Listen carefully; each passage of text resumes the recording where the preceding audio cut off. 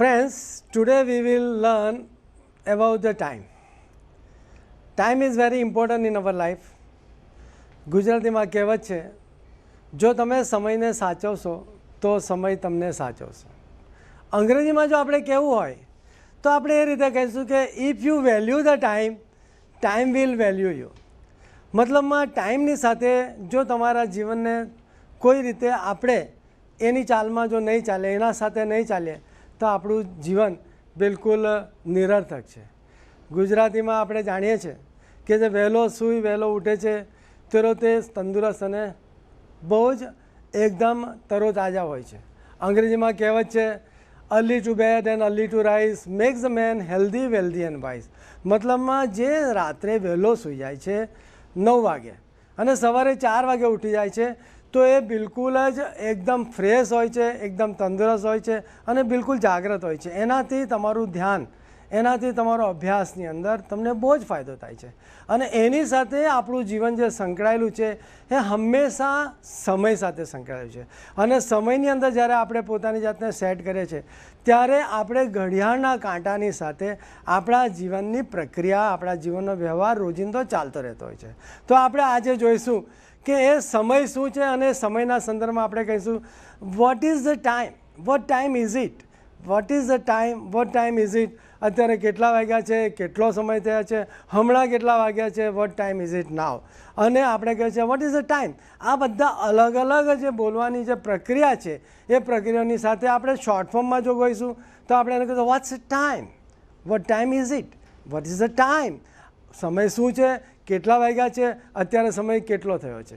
તો એના સંદર્ભમાં આપણે જોઈએ છીએ કે આપણું જે જીવન છે એ હંમેશા આપણા ઘડિયાળના કાંટાની સાથે આપણું જીવન જોડાયેલું છે. તો આપણે જરા જોઈશું આજે કે કલાકને આપણે શું કહીએ છીએ. કલાકને આપણે ઓક્લોક કહીએ છીએ અને એ આપણે જોઈશું. ઓક્લોક કલાક, સાડા હાફ પાસ્ટ, ક્વાર્ટર પાસ્ટ જેને આપણે ગુજરાતીમાં સવા કહીએ છીએ, અને પોણો ક્વાર્ટર ટુ, પોણો પણ કહે છે, પોણા પણ કહે છે અને એને આપણે અંગ્રેજીમાં ક્વાર્ટર ટુ રીતે ઓળખીએ છીએ. જેમ કે અત્યારે કેટલા વાગ્યા છે તો આપણે જોઈશું કે ઘડિયાળનો જે નાનો કાંટો છે 3 પર છે, મોટો કાંટો છે એરો એ 12 પર છે. The small hand is towards the 3 and the big hand is towards the 12. So exact time is it is 3 o'clock. અત્યારે 3 વાગ્યા છે. ત્યાર પછી આપણે જોઈશું what time is it.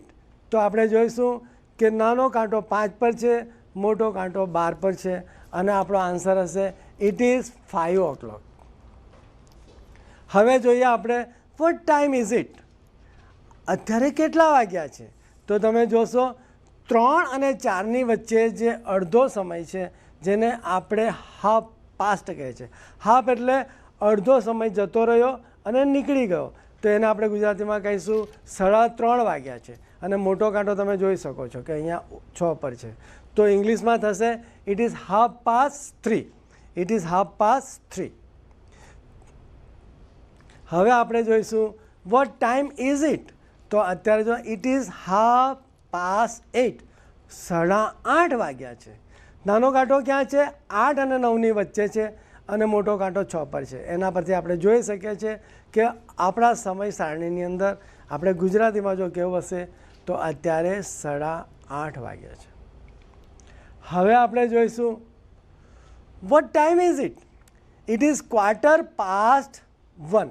1:15 એટલે શું?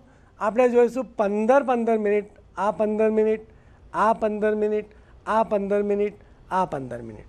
તો અહીંયા આપણે બોલીશું 1:15, મતલબમાં 1:15 વાગ્યો છે. પણ મારે એવું કહું છે કે 1:15 થયા છે તો મારે કેવી રીતે કહેવું હશે?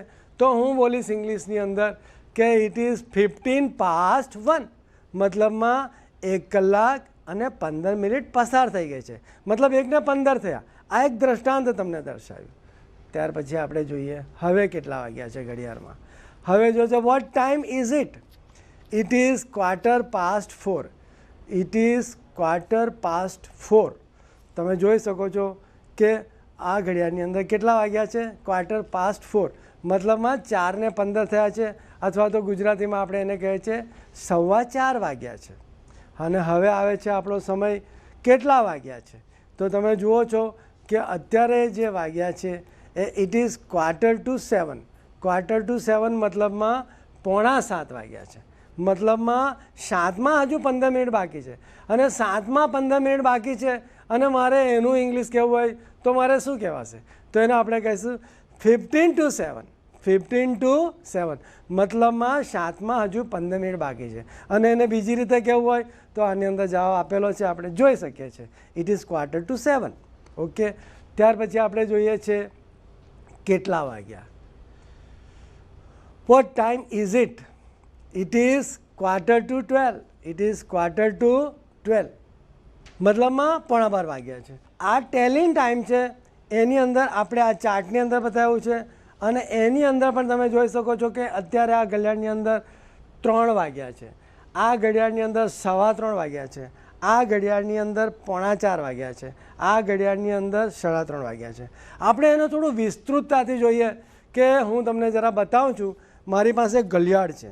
આઈ હેવ ગોટ અ વોચ અને ઇટ્સ અ બિગ વોચ અને ઇટ્સ અ વોલ ક્લોક.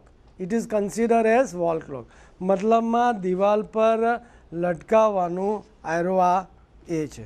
અત્યારે તમે જુઓ છો કે કેટલા વાગ્યા છે. આ ઘડિયાળની અંદર મને દેખાય છે 10માં 10 મિનિટ બાકી છે.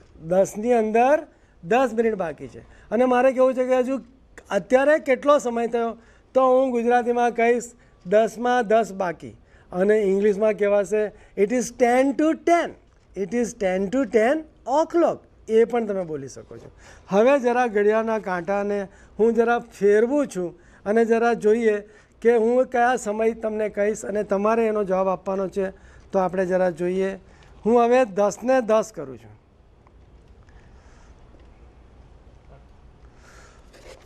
આ ઘડિયાળની અંદર તમે જોશો કયો સમય છે તો 10 મિનિટ થઈ ચૂકી છે અને 10 વાગી ગયા છે. મતલબમાં 10 ને 10 થયા છે. મતલબમાં 10 past 10. It is 10 past 10 or it is 10 past 10 o'clock. Right? Is it clear? What time is it in this wall clock? It is કેટલા છે? It is 5 to 11. It is 5 to 11 મતલબમાં 11માં 5 મિનિટ બાકી છે. Is it very clear? હવે કેટલા વાગ્યા? 12 ને 5 થયા, 11 ને 5 થયા કે 1 ને 5 થયા? તમને ચિત્રમાં શું દેખાય છે? મને તો ચિત્રમાં 11 ને 5 દેખાય છે. તો હું એને ઇંગ્લિશમાં શું કહીશ?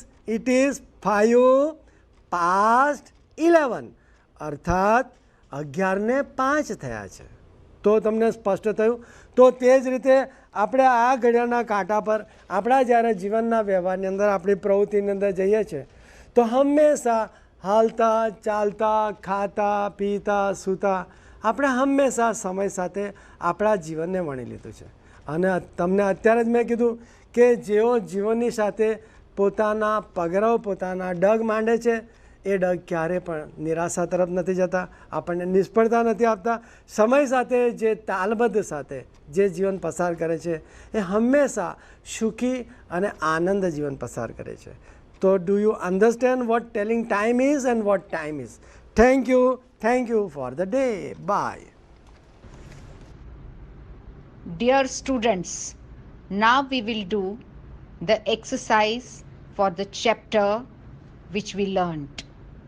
વાલા વિદ્યાર્થી મિત્રો, હવે આપણે જે વિષય શીખ્યા તેનું સ્વાધ્યાય એટલે કે તેની એક્સરસાઇઝ કરીશું.